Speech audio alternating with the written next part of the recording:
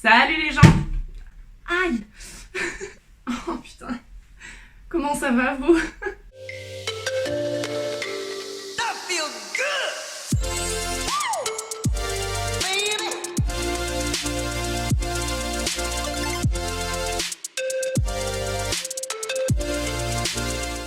Aujourd'hui je vais faire la vidéo cliché des youtubeurs, mais je trouvais ça quand même plutôt cool pour que vous appreniez à me connaître. On va faire une FAQ.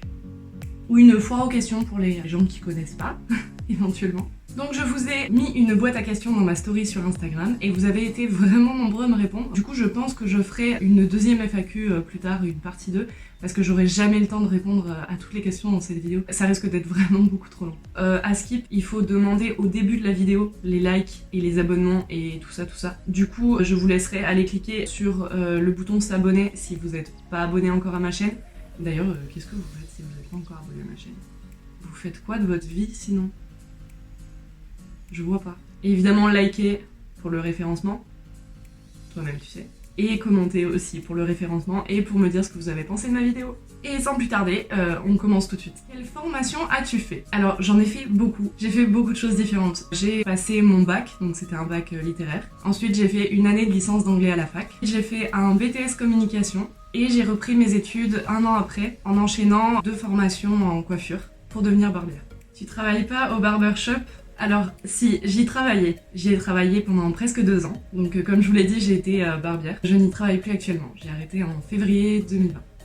Penses-tu revenir à la coiffure un jour? Peut-être. On sait jamais de quoi l'avenir est fait. Donc évidemment, je vais pas dire non jamais. Peut-être. Je sais pas. Dans les barbershops, comme les coupes sont quand même un peu plus rapides à faire et moins chères que pour les femmes, c'est à la chaîne. Et c'est ça, entre autres, qui m'a pas plu. Tu habites où? Alors, j'habite en Corrèze, à Tulle, plus précisément. Es-tu en couple? Nope. Les dilemmes impossibles. Embrasser un inconnu pour de l'argent ou épouser un inconnu pour le prestige? Je crois que la question elle est vite répondue. Vous avez la ref, j'espère. Salut à toi, jeune entrepreneur. Embrasser un inconnu pour de l'argent, évidemment. Épouser un inconnu pour le prestige. Bah, déjà, je n'épouserai jamais personne pour le prestige ou pour quoi que ce soit d'autre comme raison que l'amour. Épouser un inconnu, en plus quelqu'un que tu connais pas, et pour le prestige. Bah, c'est nichon en fait. Du coup, non, embrasser un inconnu pour de l'argent. Le rêve de ta vie. J'en ai 2, mais ils sont un peu liés. Mon premier rêve, ce serait d'être vraiment à mon compte et de travailler que pour moi et d'en vivre pleinement. Et mon deuxième rêve, ce serait de créer un refuge pour les chats. Récupérer les chats errants, les chats abandonnés, récupérer les petits chatons, m'en occuper et les faire adopter. Le problème, c'est que c'est quelque chose dont généralement tu ne vis pas. Il faut quand même déjà avoir de base un fonds financier pour pouvoir créer une assoce dans ce genre-là.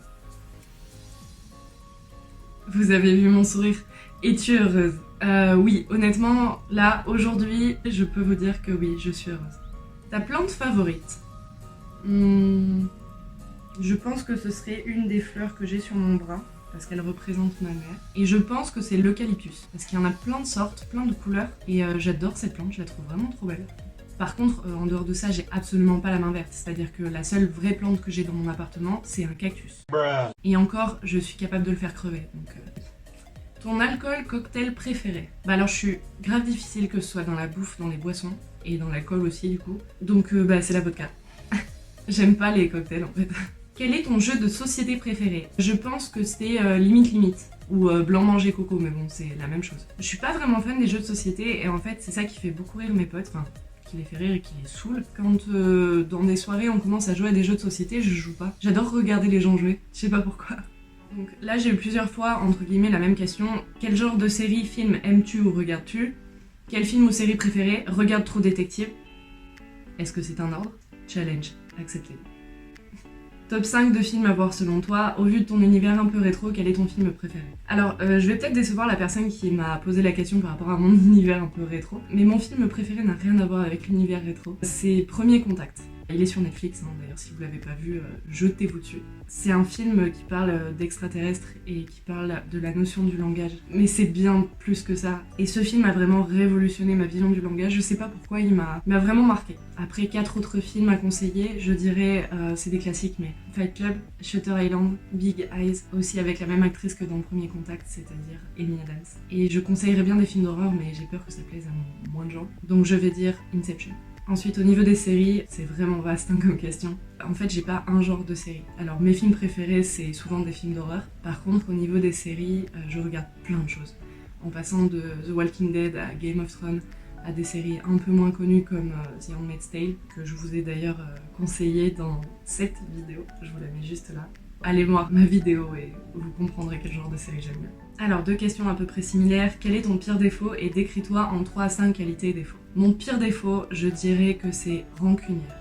Je pardonne difficilement et même si je pardonne, en vrai je pardonne pas vraiment parce que ça me reste. Je suis quelqu'un qui est vraiment plutôt direct. Je dis toujours les choses que je pense, quitte à blesser, mais moi je suis comme ça et je préfère que les autres soient comme ça avec moi. Je préfère être blessée par la vérité que par un mensonge. Et je suis rancunière si jamais on m'a trahi, on a trahi ma confiance ou on a été hypocrite avec moi par exemple. Ensuite, décris-toi en 3 à 5 qualités et défauts. Alors, je vais pas dire si c'est des qualités ou des défauts, hein, à vous d'interpréter, c'est comme vous voulez, parce que tout le monde ne le voit pas de la même manière.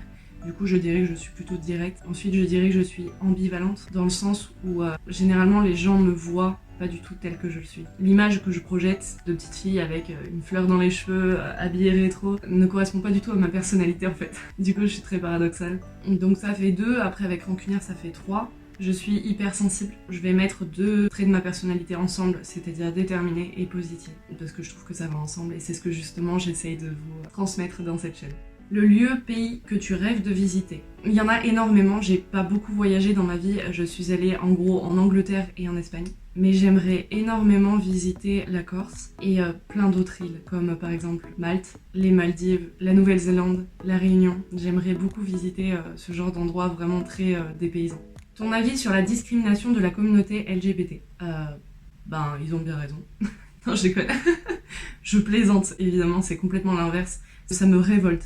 Genre, s'il y a bien un truc qui me fait halluciner sur Terre, c'est l'intolérance envers n'importe quoi, envers les religions, envers l'orientation sexuelle, envers le genre, envers la couleur de peau. Je trouve qu'il y a tellement plus de problèmes sur Terre que de se soucier de si un garçon embrasse un autre garçon, ou de si une fille est née dans le corps d'un garçon par exemple. Qu'est-ce que ça peut vous faire? Est-ce que ça change quelque chose à votre vie? Est-ce que vraiment ça vous dérange? Ça vous empêche d'avancer? Je trouve que les gens qui discriminent la communauté LGBT, QIA+, c'est vraiment des gens qui ont une vie de merde et qui, du coup, trouvent des punching balls. Et malheureusement, c'est le cas pour beaucoup de gens qui harcèlent d'autres personnes, souvent c'est cette raison-là. C'est parce qu'ils ont une vie de merde. Alors les gars, essayez d'arranger votre vie avant de vouloir essayer d'arranger celle des autres. À bon entendeur.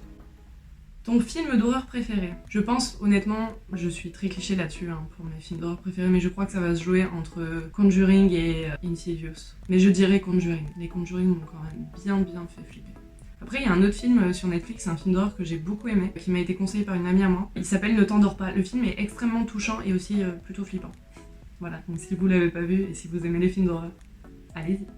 Vivre intensément ou vivre éternellement. J'imagine que vivre intensément mais pas longtemps et vivre éternellement mais de manière ennuyeuse sûrement. Donc vivre intensément à 100%. Dernier dilemme impossible. Être coincé dans un chalet à affronter des zombies ou courir en forêt pour échapper à un tueur en série. Honnêtement, je pense que je préférais être coincé dans un chalet à affronter des zombies. Parce que, alors certes, il y a le côté huis clos, survival, mais c'est des zombies. C'est-à-dire que par définition, un zombie c'est complètement con.